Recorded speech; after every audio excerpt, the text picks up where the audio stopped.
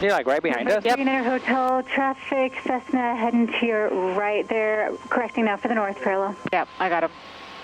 Got a traffic side 39 Hotel. So when I researched this airport, one theme kept coming up. It had a lot of student pilots and it gets extremely busy, and it did not disappoint. Well, on our final, a Cessna encroached on our runway approach, as you just heard, and they had to correct.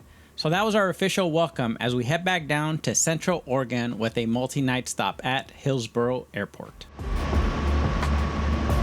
This is considered a reliever airport to Portland International, only 15 miles away, and Oregon's second busiest airport. And when you visit, you'll learn pretty quickly how true that is. So even though it's towered, keep an eye out for traffic.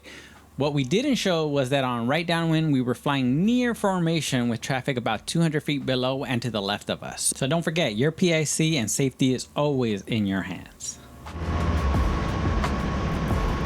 Hillsboro is a Class Delta airport with 3 runways, 0220 at 3,820 by 75 feet, 13 left, 3 run right at 3,600 by 60 feet, and our landing runway 13 right, 31 left at 6,600 by 150 feet.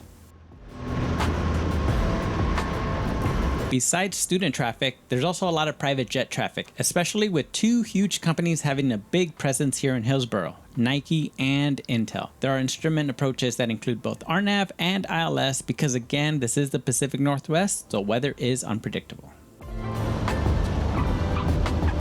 They also have outlined VFR noise abatement procedures, and we'll make sure to link that in the description below. Mitch 39 Hotel, turn left when able, contact ground point 7. Left when able and over to ground point 7, 39 Hotel.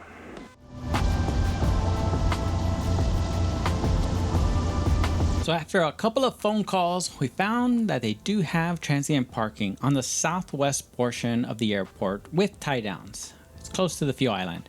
But since we were spending a couple of nights and renting a car, we opted for an FBO, and Hillsboro doesn't have a bad FBO in sight. We ended up choosing Aero Air for no other reason that it was just a toss-up, and they were amazing. They had a spot they asked us to initially park at.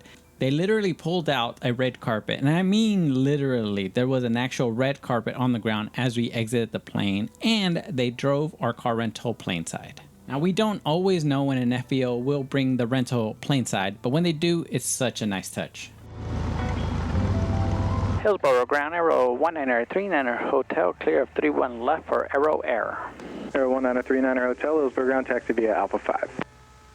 Taxi to Aero Air via Alpha 5, 39 Hotel. After we got done unpacking, we left in our rental and they repositioned our plane. Honestly, the linemen couldn't have been more friendly and professional. As always, we'll outline all of our FBO fees in the description below. So for those of you wondering, why did we choose to stop here as we make our way back home to SoCal?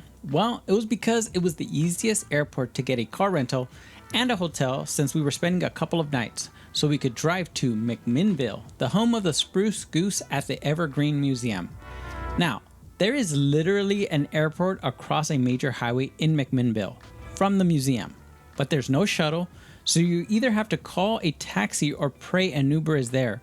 So it was just easier to make the 45-minute drive from Hillsboro to the museum than to literally land across the street from it. I know, it makes no sense. But driving the countryside was pretty spectacular, so no regrets. We have every intention to fly into McMinnville one day in the near future.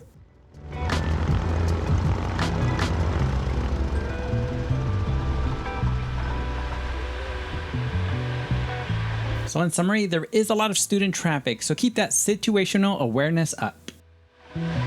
And with all that traffic, no wonder it's the second busiest airport in Oregon. They do have transient parking, so just ask ground and they'll direct you. But if you want to borrow a crew car or get a rental, they have a great selection of FBOs. A couple of final notes. The other great feature of this airport is that it's only a 30-minute drive to Portland, which we definitely visited and happened to find a submarine tour. Yeah, that's the last thing we thought we'd find in Portland, but it was awesome. There is no cafe on the field, but as always, take advantage and borrow the crew car, which again is first come, first serve, and you should be able to find many restaurants nearby. We really didn't know what to expect, but we quickly realized the reason why this airport is generally popular and busy. Lots of industries are located here, which surprised us, but we can literally see all the Intel employees walking around with their badges, and there's a lot of new development because of it. It's a great airport and definitely beats flying into Portland International, and most likely paying those high overnight fees. Even though we have every intention of flying in there at least once, since it is a Bravo.